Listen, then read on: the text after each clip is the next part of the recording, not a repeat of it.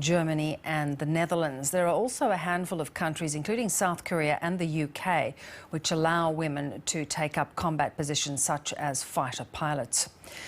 Well, Mackenzie is a senior lecturer at the University of Sydney and the author of Beyond the Band of Brothers, the US Military and the Myth That Women Can't Fight.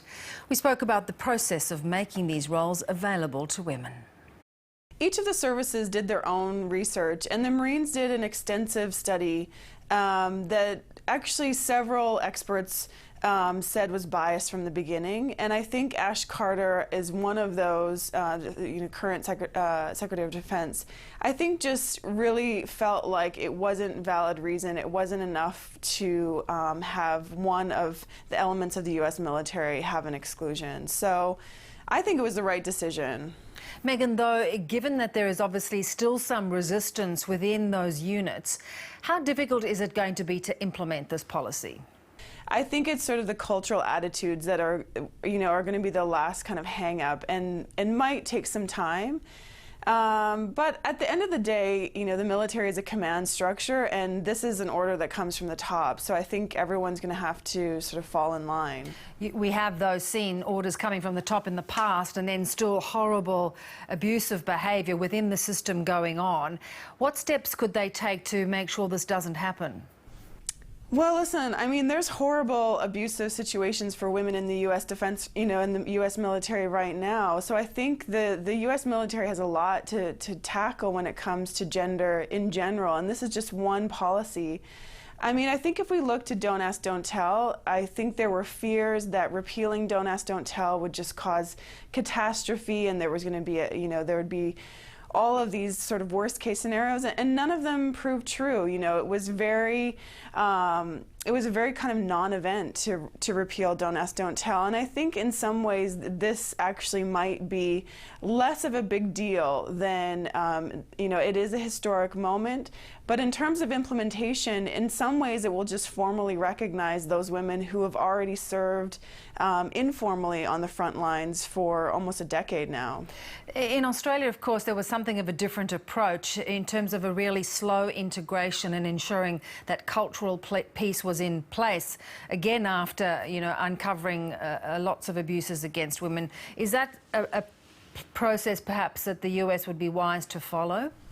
I think so. Listen, I think the Australian Defence Forces, when they made this announcement in 2011, they had a 5-year integration plan, and it seemed like a long time, I think, from many outsiders. But I think there was a recognition that there needed to be things like mentorship programs, there needed to be a range of steps to address broader cultural issues within the Australian Defence Forces. The ADF really looked to some of its partners to see how, for example, the New Zealand Defence Forces integrated women, and if they could learn from the New Zealand Defence Forces.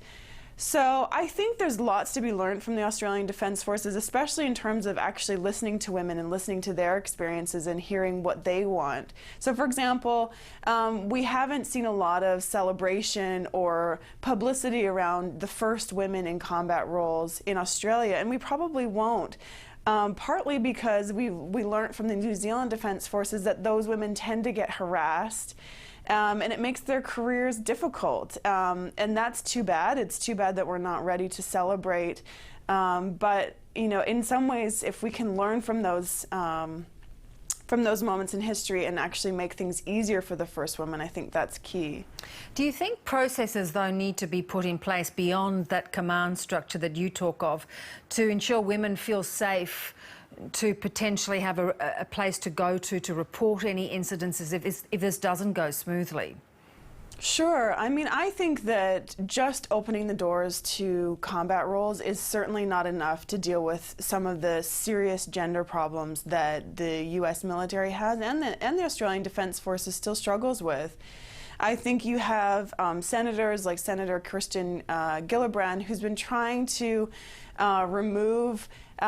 try and bring in some sexual assault legislation so that women who experience harassment and men who experience harassment can have a place to go outside of the command structure. I think that would be a major step forward. And Megan, are you in any doubt as to whether women will fulfil almost every role possible within the US Defence Forces? Well, listen, I think we just saw 3 women graduate from Ranger School, and I think if you would have asked most military experts even a year ago if they'd ever see women get through Ranger School, even the biggest advocates of women, I think, were skeptical. That's one of the hardest, physically demanding training programs that the U.S. military has to offer. And you saw women in the first attempt, in the first sort of time that it was open, getting through. And I think that proved to many that, it might be a smaller number of women that can meet some of the physical standards, but they can meet it. And I think just letting them try and letting them start to train at that level, we'll start to see women in all of those roles. Interesting times. Thanks so much for joining us, Megan. Thanks for having me. Moscow's top intelligence agency has warned that 10 Syrians linked to the Islamic State group have entered Thailand to target Russians. A leaked letter marked top secret has been widely circulated in social and local media. It quotes Russian authorities saying that the Syrians entered the country between October the 15th and the 31st. Thai authorities have confirmed the